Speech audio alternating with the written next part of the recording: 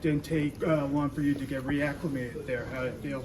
Yeah, no, it was a really weird feeling actually before the game. I felt that I was obviously focused and determined, but I've been waiting for this day for a while, and yeah, I just wanted to get a goal. I just wanted to get the first one. It was great playing with Marshy, and to get that even after the goal, it felt a little bit weird to be out there for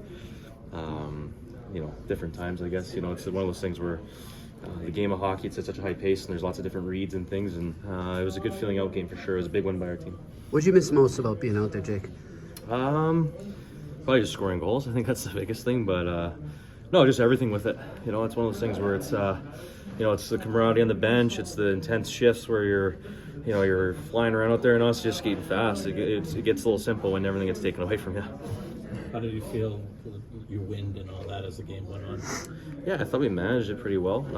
It's one of those things that I've been training really hard to kind of get back. I obviously had a pretty, like I was saying earlier, nerve-wracking start, so I kind of blew it out of the gate right off the beginning, but trying to manage it a little bit later. I got caught in the third period there, and unfortunately, but at the same time, I feel that'll come quicker than anything else, honestly. Not sure how much I played, but felt like it was a good amount at the beginning, and then obviously when the game gets out of hand, you can kind of do different things. The patience on both the goal and then the next power play after that, you get a similar chance. How has that developed for you in that role, getting more comfortable, maybe kind of understanding what you have for time and space?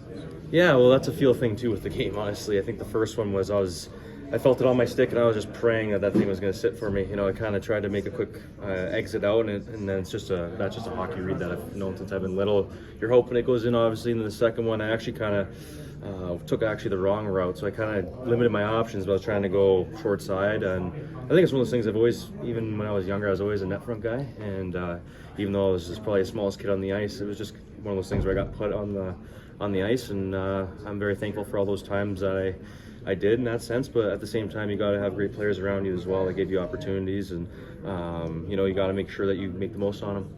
Jake, can you think back to a year ago from now, where you were mentally and just the whole trade deadline, everything that was going on, to where you are now? I don't know if you had a chance to reflect while you were out, but I mean, how good does it feel to see what you've done since then? Yeah, I think I reflected probably in the summer, honestly. That summer, last summer, I was able to get back, and it's one of those things that was my main goal at the beginning of the year. This is, I guess, a year ago now, but I was training hard to do it, and I was training everything, and obviously it wasn't pretty, and it's crazy how things have changed now.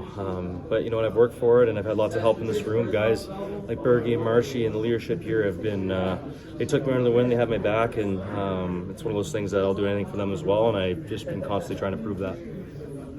Thanks, man. Thanks.